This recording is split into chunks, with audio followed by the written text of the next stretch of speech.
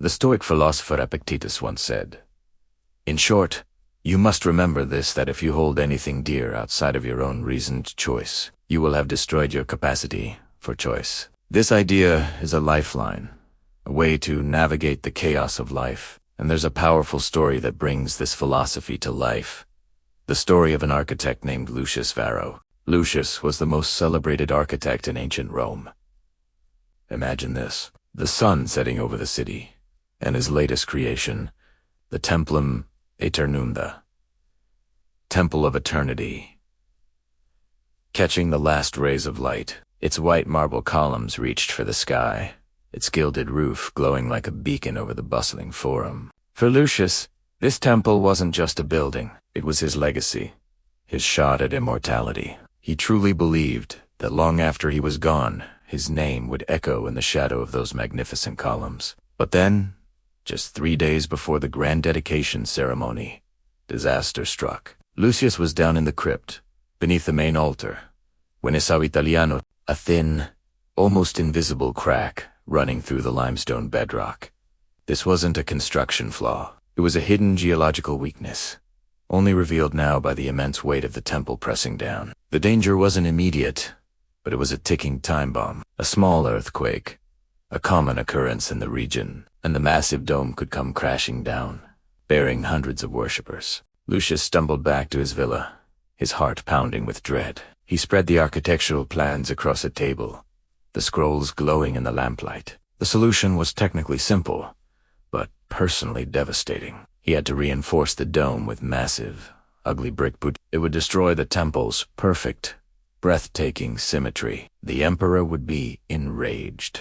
His own reputation, meticulously built over a lifetime, would be shattered. He'd be remembered not as a master builder, but as an incompetent fool. He sat there for hours, the silence of his home deafening. A dark thought crept into his mind. Why not just hide it? A little plaster, some clever cosmetic work, and no one would ever know. The crack might not cause a problem for 50 years, maybe even 100. Why should he throw away his entire life, his legacy, for a disaster that might never happen in his lifetime? He was a hero in the eyes of Rome. He could keep it that way. As he reached for his stylus to falsify the records, to bury the truth, his hand froze in midair. The words of the Stoic philosophers, words he'd studied in his youth, flooded his mind. He looked down at his trembling hand, then at the elegant lines on the scroll, and a horrifying realization washed over him. He wasn't a free man. He was a slave. He was a slave to the temple, a slave to his reputation, a slave to the applause of the crowd, because he held the glory of his temple dearer than his own reasoned choice. The choice to do what was right, he had lost the very ability to choose. The marble stones were dictating his honor.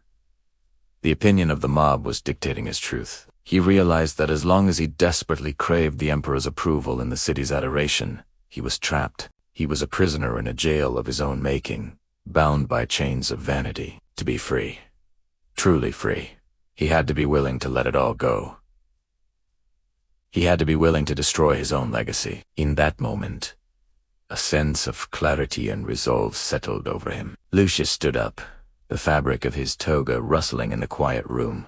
He rolled up the scroll, turned his back on the busts of his ancestors lining the hall, and walked out into the cool night. He headed straight for the Palatine Hill to wake the magistrate. He knew what was coming. He would order the buttresses. He would ruin the beauty of his masterpiece. He would face the mockery of the court and the scorn of the public. But as he walked through the dark, sleeping streets of Rome, the crushing weight that had been sitting on his chest for hours began to lift. He felt lighter. He felt free. The temple might end up being flawed, a monument to his supposed failure, but Lucius Varro was unbroken. In that quiet, lonely walk, he had reclaimed his freedom. He had reclaimed his reasoned choice. He had proven to himself that his true sanctuary wasn't a building made of stone and gold, but the unbreachable fortress of his own character. If this story connected with you, please like, comment, and subscribe for more content that explores these powerful ideas. Thanks for watching.